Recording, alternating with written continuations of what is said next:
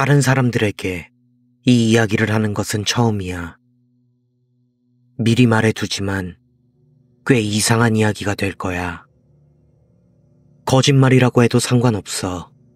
그저 내가 하고 싶은 말을 털어놓고 싶을 뿐이야. 벌써 30년도 더 된 이야기. 내가 초등학교 저학년 때 일이야. 강원도 동해에 붙어있는 바닷가 마을에서 자란 나는 당연히 바닷가가 최고의 놀이터였어. 바닷가에서 불가사리나 벌레를 잡아 괴롭히고 낚시꾼에게 잡아놓은 갯지렁이를 팔아 용돈을 벌기도 하면서 하루하루 순박한 시골 아이들의 일상을 보냈지. 어른들은 우리가 바닷가에서 시간을 보내는 것에 큰 신경을 쓰지는 않았지만 숨바꼭질만큼은 바닷가 근처에서 하면 안 된다며 엄하게 호통을 치셨지. 바다에는 위험한 곳도 많고 위험한 일도 많이 생기니까 괜히 이상한 곳에 숨었다가 크게 다치거나 목숨을 잃는 사고가 생길까 걱정해서 그런 거겠지. 내 어린 마음에도 어른들의 걱정이 이해는 됐어. 하지만 그런 마음을 이해한다고 해도 어쨌든 애들은 애들이잖아. 주위에 아무도 없겠다. 그런데 할 일도 없겠다 싶으면 그냥 저질러 버리는 거지. 나와 동네 친구들 A, B, C 이렇게 넷이서 숨바꼭질을 한 적이 있어. 당시 초등학생 치고는 통통하게 살이 올라 마을의 골목대장 노릇을 하던 C가 그날따라 숨바꼭질을 하고 싶다며 막무가내로 졸라대는 바람에 우리는 어쩔 수 없이 같이 놀아주기로 했어. 물론 친구들 사이에서 겁쟁이로 취급받을까 걱정이 되기도 했지. 모두 마지못해 시작했지만 바닷가 근처에는 바위들과 구멍들, 우리들의 호기심을 자극하는 신기한 것들이 많았기에 생각보다 엄청 재밌었다는 건 지금도 기억나. 애나 어른이나 남자들에게 있어 위험하면 위험할수록 즐거움도 더욱 커지게 되는 법이니까. 숨바꼭질을 시작하고 1시간쯤 지났을 시간, A가 술래였지만 아무리 찾아도 C가 보이지 않는 거야. A는 결국 나와 B를 불러 숨바꼭질을 중단하고 셋이서 C의 이름을 부르며 찾아다녔지만 좀처럼 C는 나타나지 않았어. 결국 우리는 흩어져서 C를 찾기로 했지. 나는 30분도 넘게 C를 찾아다녔지만 도저히 찾을 수가 없어 이제 포기하고 돌아가려 했을 때 분명 조금 전에 살펴본 바위 틈에서 C의 통통한 뒷모습이 보였어. 나는 크게 C의 이름을 부르려 했지만 C의 옆에는 엄청나게 화려한 한복을 입은 할아버지가 함께 있더라고. 당시 나는 C의 가족 중 누군가 데리러 왔나 보다 생각했었지만 가만히 지켜보니 무언가 이상했어. 어른이든 아이든 가리지 않고 떠들어대는 수다쟁이인 C가 너무나도 조용하게 앉아서 한복 입은 할아버지가 무언가 말을 거는 것처럼 보임에도 한 곳만 멍하니 바라보며 미동조차 없었어. 다행히도 둘 다 내 존재를 눈치채지 못한 것 같아서 조금 더 지켜보기로 했어. 혹시라도 무슨 일이 생기면 즉시 달려가 어른들을 불러올 생각이었지. 할아버지는 C의 귓가에다가 무언가 빠르게 속삭이더니 C의 몸을 더듬기 시작했어. 그렇게 한참을 더듬거리다가 할아버지는 품속에서 쇠꼬챙이 같은 것을 꺼내더니 C의 옆구리에다 꼬챙이를 찔러버렸어. 나는 갑작스럽게 벌어진 상황에 몸이 굳어버렸고 어른들을 불러오겠다는 생각 따위는 이미 잊어버린 지 오래였지.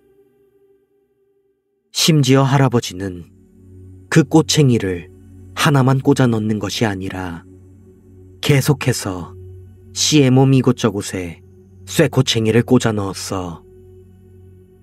겉으로 잘 보이지 않을 정도로 깊숙이 꼬챙이가 박혀버렸지만 이상하게도 씨의 몸에서 피는 전혀 흐르지 않았어. 씨도 그 지경이 되도록 비명 한 번 지르지 않고 여전히 미동조차 하지 않았어. 그러다가 어느 순간 꼬챙이를 타고 누렇고 끈적끈적한 무언가가 흘러나오기 시작하더니 할아버지는 재빨리 꼬챙이 아래쪽에 흰색 봉투 같은 것을 하나하나 붙이기 시작했어. 나무에서 수액이나 고로쇠를 빼는 것을 본 적이 있어? 마치 그런 것처럼 그 끈적끈적한 것을 조심스레 봉투에 모으는 것 같았어. 아마 2, 3분 정도 지났을까 봉투가 가득 찼는지 할아버지는 봉투들을 떼서 하나씩 입구를 묶고 정리하기 시작했어. 꼬챙이를 빼낼 때마다 씨의 몸이 줄어들더니 어느새 바짝 마른 지렁이처럼 변해 있었어. 이건 장난이 아니다. 정말로 위험한 걸 봐버렸다는 생각이 들었던 그 순간 그 할아버지가 갑자기 내 쪽으로 고개를 휙 돌리더니 정확하게 나를 바라봤어. 그리고 무언가를 말하려는 듯 입을 크게 벌리더니 손가락을 치켜 세우고 바다를 가리키더라. 그때 뒤에서 야 이놈들아 여기서 숨바꼭질하지 말라고 했잖아 하고 호통치는 소리가 들렸어. 돌아보니 A의 아버지였어. 아마 씨를 찾지 못해 초조해진 친구들이 어른들을 불러온 것 같았어. 나는 씨의 모습이 이상하게 변해버렸다 소리치며 정체를 알 수 없는 할아버지에게서 달아나려 A의 아버지 쪽으로 달려갔어. 머리를 세게 주먹으로 얻어맞고 또 한 번 호통을 들은 후에야 씨가 있는 곳까지 A의 아버지를 데려가 보니 아까 내가 본 씨의 모습과 달리 통통한 모습 그대로 씨가 바위 틈에 쓰러져 있었어. 그 할아버지도 꼬챙이에 찔렸던 흔적도 깨끗하게 사라진 상태였어.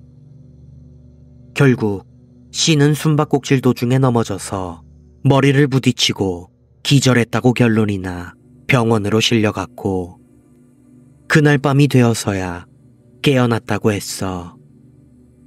씨와 함께 숨바꼭질을 했던 우리 셋은 죽을 만큼 혼났지만 나는 아까 그 이상한 장면이 잊히지 않아서 어른들의 꾸중도 제대로 듣지 못했어. 그 후 태어난 씨는 그때의 일은 기억도 못하는지 아무렇지 않게 쌩쌩했고 여전히 우리 동네 골목대장으로 말썽을 부려댔지. 씨가 그렇게나 멀쩡하니 나도 내가 더위를 먹고 헛것을 본 거라고 믿게 되었어. 하지만 일주일 정도 지나자 애들 눈으로 보기에도 씨의 몸이 비쩍 야위기 시작했고 결국에는 씨의 모습을 동네에서 볼 수 없었어. 어른들의 이야기를 듣자 하니 무슨 병에 걸렸다고 하더라. 씨와 가장 친했던 나와 A, B는 각자의 엄마들의 손에 이끌려 씨의 병문안을 갔어. 거기에 있던 씨는 우리가 아는 씨의 모습과는 완전히 다르더라. 그냥 야윈 게 아니라 온몸의 수분이 말라 피부가 모래처럼 푸석했고 100살 먹은 노인처럼 주름이 쭈글쭈글하게 나 있더라. 내가 그때 바닷가에서 본 모습처럼 똑같이 비쩍 말라버린 상태였어. 잘은 모르겠지만 나는 시가 곧 죽겠구나 확신이 들었어. 병문안에서 돌아오는 길에 나는 엄마에게 그때 그 할아버지와 바닷가에서 꼬챙이에 찔린 시의 이야기를 꺼냈어. 엄마는 차분하게 내 이야기를 다 듣고 나서 알겠다고 짧게 말한 뒤 어디론가 전화를 걸었어. 그리고 전화가 끝나자 엄마는 너를 만나러 누군가 찾아올 테니 솔직하게 대답해야 한다고 진지하게 말씀하셨어. 평소와는 다른 분위기라 나는 겁을 먹었지. 다음 날이 되고 수업 중 교장 선생님에게 불려가 낯선 아저씨와 시에 대한 이야기를 나눴어. 그 아저씨는 내 이야기를 듣더니 가방에서 오래된 그림을 꺼내며 그 할아버지는 어떤 모습이었냐 내게 물었어. 그 그림에는 남루한 옷차림에 머리가 부자연스럽게 삼각형인 남자와 내가 본 할아버지처럼 화려한 옷을 입은 남자 2명이 그려져 있었고 나는 한복을 입은 남자의 모습과 비슷했다고 답했지. 그러자 아저씨는 큰 한숨을 쉬고 교장 선생님에게 아무래도 해손님은 아닌 것 같으니 더 이상 걱정할 필요는 없을 것 같다고 말하셨어. 교장 선생님도 뭔가 안심한 듯한 표정이었고 그리고는 나에게 아무런 말도 해주지 않고 올해는 풍어가 될 거라고 수협에서 신의 집에 위로금을 내야 한다고 그런 이상한 이야기들을 쑥덕거리다가 아직 내가 남아있다는 것을 눈치채곤 이제 돌아가도 된다며 나를 쫓아냈지. 그리고 얼마 뒤 시는 결국 죽었어. 시의 장례식에서 슬퍼하는 건 오직 시의 가족들 뿐이었고 다른 어른들은 모두 싱글벙글 웃고 있더라.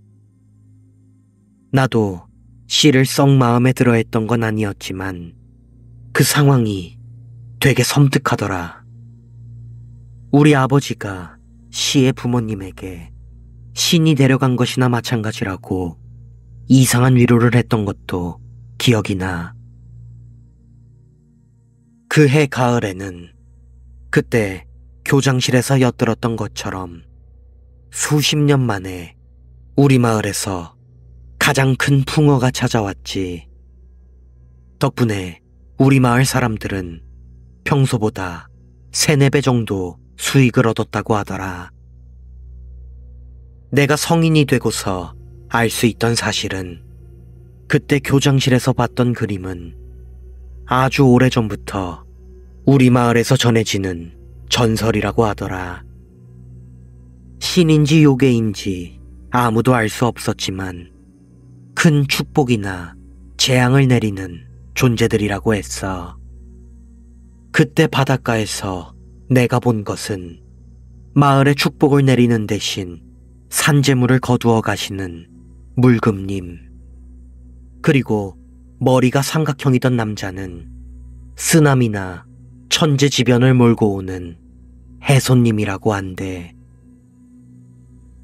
물금님이 찾아오신 건 거의 50년 만이었고 그때 이후로 지금까지 해손님과 물금님은 나타나지 않으셨어. 이게 내가 어린 시절 겪었던 이상한 이야기야. 솔직히 믿기지 않을 거 알아. 그래도 그냥 재미난 옛날 이야기 정도로 생각해줘. 내가 이 이야기를 들려주고 싶었던 이유는 혹시라도 나와 같은 것, 나와 비슷한 것을 본 사람이 나 말고도 있는지 궁금해서야. 내가 겪었던 일이 우리 마을에서만 일어나는지 아니면 다른 곳에서도 비슷한 일을 겪어봤는지 궁금하거든. 그럼 너의 이야기도 기대할게. 안녕.